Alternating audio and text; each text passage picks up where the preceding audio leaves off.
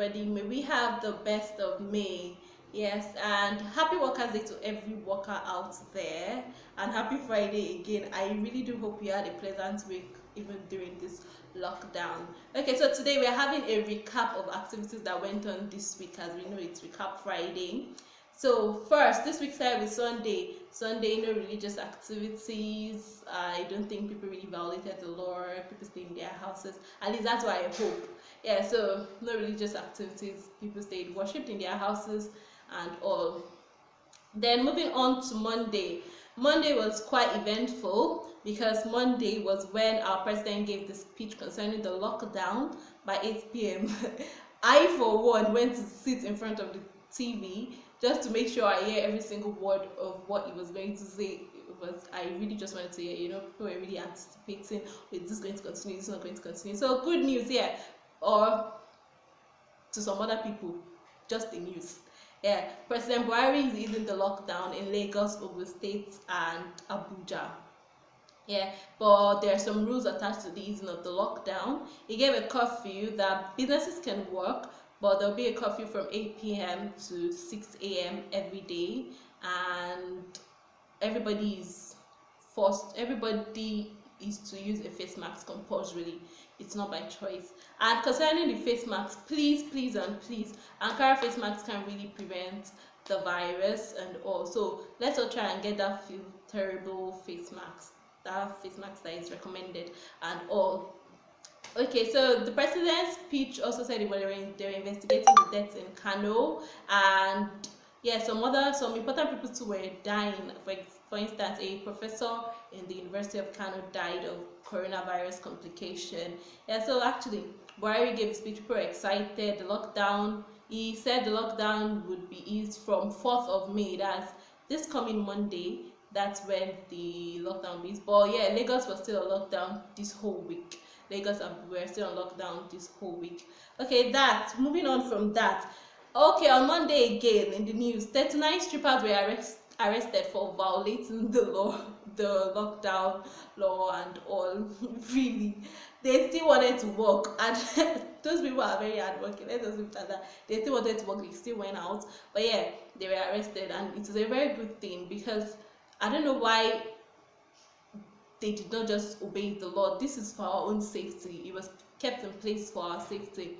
But that aside, at least I guess they've learned their lesson and all. So governor of Abia locked down 3 major local governments in order to control the spread of the virus. So he kept them on lockdown for 30 days. Imagine 30 days. Okay, and the last on Monday was that the House of Representatives were to resume plenary on Tuesday. That's 28th of April. Yeah, so it was said on Monday that they were going to resume on Tuesday their actions and all. Okay, so actually the easing of the lockdown brought up a lot of reactions from many Nigerians, because people started saying, so are you saying giving us a curfew, does the virus actually operate with this curfew? Are you trying to say from 8 to 6 a.m.? But yeah, that the virus would not operate. But the president gave a very valid point. He said most people in Lagos, Abuja, and Ogun State get their means of livelihood by their daily movement. So, and a lot of people have been complaining they are not surviving, and our government did not share any incentives. So people can't cope with this lockdown issue, and that is one of the reasons why the government decided to ease the lockdown and all. Let everybody just obey what they have kept in place for us. So yeah, Lagos State Governor also spoke on, I think, Wednesday or Tuesday. Yeah, but that is that for Monday. So moving on to Tuesday. Governor of Kano said that the federal government has abandoned Kano. Yeah, actually, he said that they are not receiving as much attention as they actually deserve. No equipment, no facilities kept in place to help them at Kano, and the majority of the people there, apart from corona, people are also suffering from malaria, meningitis, diabetes and all. So they can't actually pinpoint which one caused the death, but the major point is that federal government have abandoned Kano. Please, federal government, move your attention towards Kano, because actually their case is quite alarming, and everybody wants to know what exactly is going on in that state. Okay, so moving on from that, Tinubu on Tuesday also revealed his COVID-19 results, and it was negative. So congratulations to Tinubu, right? His results came out negative. Bola Ahmed Tinubu, its results came out negative, so it's free from the virus. Way, yay. Whatever. Okay, so Tuesday, remember I said that the House of Representatives had to resume on Tuesday. Yeah, so they actually resumed their activities on Tuesday by 10 a.m. They resumed, and that's that. So yeah, okay, another thing that happened on Tuesday. So before I even get to this, let me give you a recap of the story that happened. So there was this man in Ekiti State that his son came from Lagos, and he refused to let his son come into the house, saying that his son needs to be isolated because he doesn't know if he has the virus, and he told his son severally not to come home. So he was very adamant on not letting his son come home. So yeah, so the Ekiti man gained ambassadorship because of his action. Actually, the man actually did good because he took his stand, saying that he needs his son to be isolated before the son should not follow him home, because there's no way, if any of them gets infected, there's no way they would get treated and all. But then some other people are saying that Baba is your son. Even the officer that was, the officer, yeah, the health worker that was doing the whole video and so was laughing and saying that Baba is your son, now let him follow you home. But apparently, I think the man took a very strong stand that was actually needed, because the truth is no one is sure if his son has the virus, and apparently he said his son is come from Lagos, but please, that doesn't mean everybody in Lagos has the virus. So okay, so yeah, that's for Tuesday. Now moving on to Wednesday. Okay, first, Wednesday, about 113 health workers are infected with COVID-19. Very, very sad. Oh my god. I don't even know what to say, but our prayers are with them.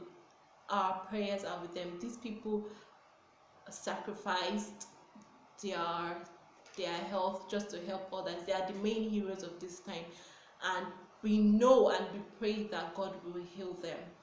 Yes, so our prayer, everybody in Nigeria should pray for them. Everybody in the whole world should pray for health workers everywhere, because these people are sacrificing their life just to save us. Yeah, so pray for them and all. Okay, so on Wednesday, again, on a very wider scope, let's apparently they said an asteroid passed, according to the news, asteroid passed the earth, or passed through the earth. Okay, yeah, so the asteroid passed through, and USA NASA said that earlier, and yeah, decided a UFO. So actually, the impact of the asteroid passing through Earth, I'm not really sure of that, but I think it's a major concern for us and all. Now moving on to the next. So major news on Tuesday again. Trump promised Nigeria ventilators to help fight the COVID-19 virus after a phone call to Buhari. Yeah, so apparently in the news, President Trump called Buhari, or vice versa, anyway, called Buhari and said that he's going to promise that he's going to help us in our fight against COVID-19 by supporting us with ventilators. Said we are in serious need of it, and which is actually true. We're in serious need of it. Another thing, apparently Nigeria is still sourcing for loan to fight the COVID-19 virus and all. So that again raised reactions from Nigeria, because they're like, okay, so after all the money donated from various individuals, company, how many billion, trillions, and yet we are still looking for money. We don't know. Apparently we don't know how much is needed, and this whole virus is serious. So let's hope that they are actually using this money rightly, because I'm not going to say more than that or step or past my boundary. Okay, so moving on to Thursday. Yes, federal government orders civil servants to resume work on Monday. That's civil servants above grade 14 are to resume work on Monday. Okay, so apparently most workers are going to resume on Monday. So civil servants are also part of it. Basically, federal government has said they should resume, blah blah blah. That's that one. Moving on to another thing. Okay, so in Lagos, someone addressed concerning the lockdown and the easing of the lockdown, how things are going to be. He said public transport should have a 60% capacity. Let's hope they actually do follow this through. Everybody uses a face mask, 60% capacity, tricycle only 2 passengers. Please, people, do you think that people in Lagos will follow through? Let's hope they follow through, because this is for our own safety. At least if we must go out, let's still try and do the old social distancing and stuff and all, at least to keep ourselves safe. And in Lagos also, markets will be open, but from particular time to for some particular time. Yeah, so major works are going to open following the curfew and all. Okay, basically that is that for Tuesday.